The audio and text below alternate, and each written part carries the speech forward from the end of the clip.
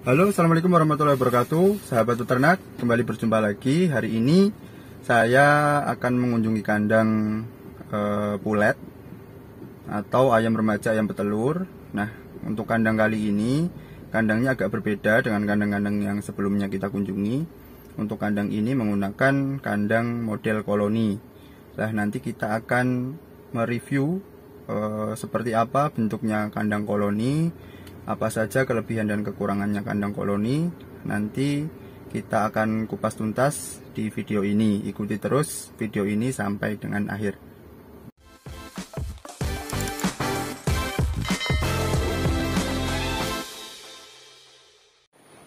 Oke teman-teman semua, kita sudah ada di lokasi kandangnya. Di belakang saya ini adalah kandang koloni untuk puletnya.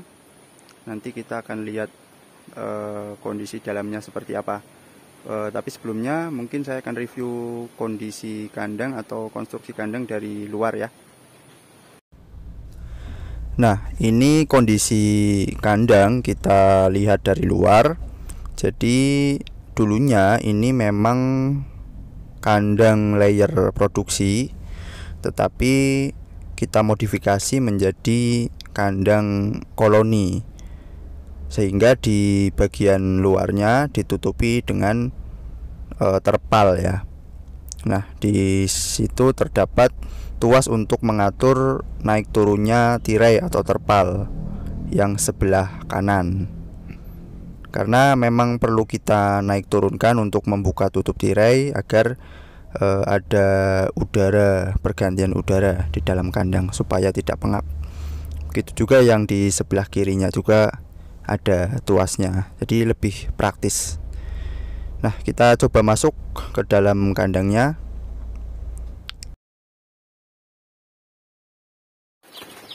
Oke, kita sudah ada di dalam kandangnya. Di belakang saya ini DOC-nya atau anak ayamnya. Sebelumnya kita akan review dulu kandangnya seperti apa konstruksinya. Nah, ini kondisi di dalam kandangnya. Untuk kandang ini sendiri sebenarnya menggunakan box kandang grower ya, kandang kawat grower, yang biasanya mungkin dipakai untuk ayam usia 5 minggu ke atas.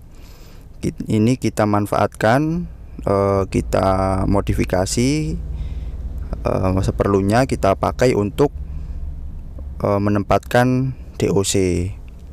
Nah, untuk box grower mungkin sama ya dengan punya teman-teman di lapangan. Untuk spesifikasinya, panjang kurang lebih sekitar 120 cm, lebar sekitar 60 cm, dan tinggi sekitar 50 cm. Nah, ini penampakan kondisi ayam yang ada di dalam kandang. Untuk pemanasnya ini menggunakan bohlam lampu ya. Sebenarnya untuk saya sendiri lebih senang menggunakan dua bohlam lampu.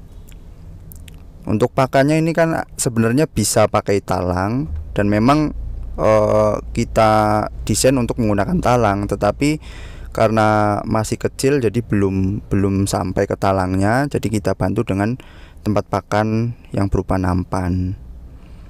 Dan untuk tempat minumnya kita pakai menggunakan nipel, tetapi kita bantu juga menggunakan galon manual yang 1 liter.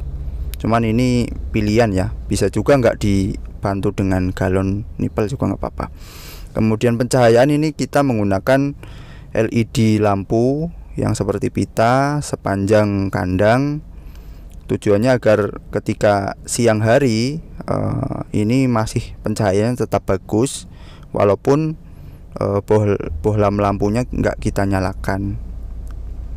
Nah, untuk pemanasnya kadang ya di kondisi dingin atau kondisi malam hari tetap kita tambahkan gasolek atau pemanas gas. Biasanya kita tempatkan di tengah-tengah sini.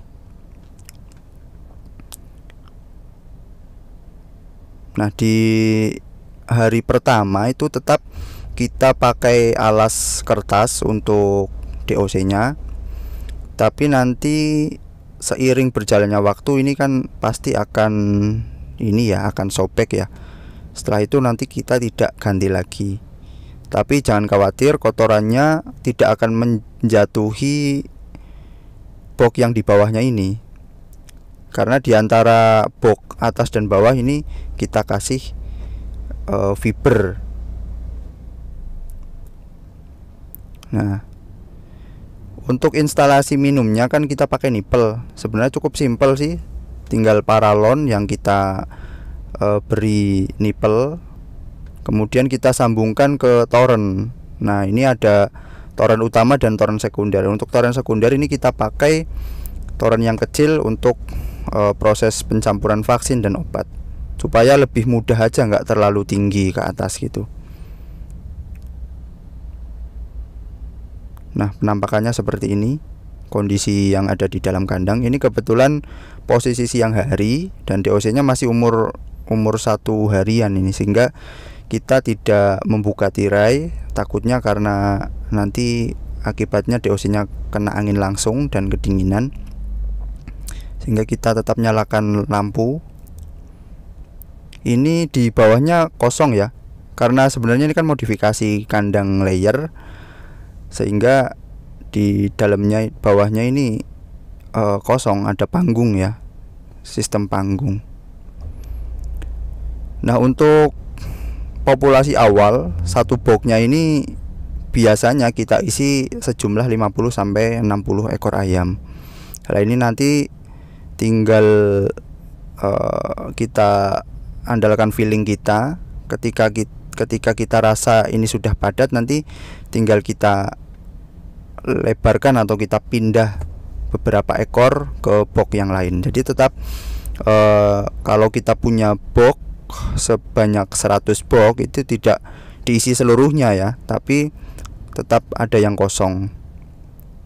Nah, ini misalkan kalau sampai dengan usia 13 minggu, ini kemungkinan kurang lebih bisa muat sekitar sampai dengan 15 sampai 20 ekor sih per boxnya ya, sehingga nanti kita bisa ngitung-ngitung kira-kira kalau kita punya 100 box isi maksimalnya itu berapa. Jadi per boxnya idealnya sekitar 15 sampai dengan 20 ekor. Nah, yang selanjutnya kita akan bahas mengenai kelebihan dan kekurangan dari kandang dengan sistem koloni ini dibandingkan dengan kandang sistem postal. Untuk yang pertama kita akan bahas mengenai kelebihannya. Nah, dari kelebihannya ini bisa kita lihat dari sisi keseragaman bobot yang didapatkan oleh puletnya. Kandang dengan sistem koloni ini akan memungkinkan keseragaman bobotnya akan lebih bagus ketimbang kandang yang sistemnya postal. Mengapa demikian?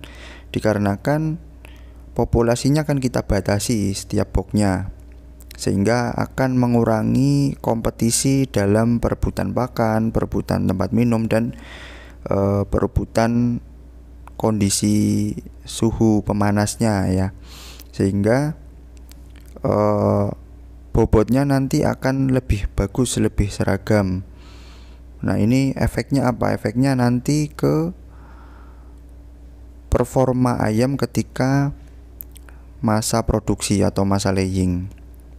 Karena keseragaman bobotnya bagus, otomatis produksinya bisa bersamaan, sehingga dapat mendapatkan puncak produksi yaitu di atas 90%.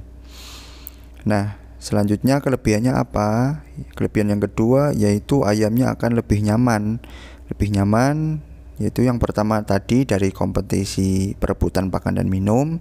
Kemudian nyamannya dikarenakan temperatur atau suhu ini bisa lebih merata, karena di setiap boxnya ini kan ada bohlam lampu pemanasnya.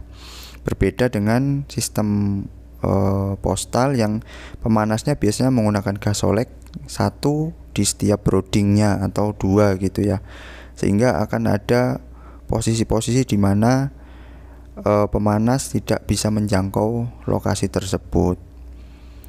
Itu dari sisi kelebihannya ya. Kemudian Untuk kekurangannya ini saya lihat dari biaya pembuatan kandang, karena kandang ini menggunakan box grower dan membutuhkan banyak, otomatis biayanya cukup tinggi dari pembuatan atau konstruksi kandang. Selain dari box growernya, otomatis juga dari tirai, misalkan tirai sebelah kanan kiri kita tutup dengan terpal, kemudian di sebelah atas juga kita tutup dengan plafon. Kemudian untuk rangka-rangkanya, misalkan kita membuat kandang dari nol, ini juga membutuhkan biaya yang tinggi. Tapi menurut saya cukup sepadan dengan hasil yang diberikan dengan pemeliharaan sistem koloni ini, gitu ya. Jadi cukup sepadan lah dibandingkan dengan biayanya. Oke, mungkin sementara itu dulu yang bisa saya sharingkan ke teman-teman peternak semua. Jika teman-teman ada saran dan pertanyaan, bisa disampaikan di kolom komentar. Kalau saya bisa menjawab, nanti insya Allah akan saya jawab.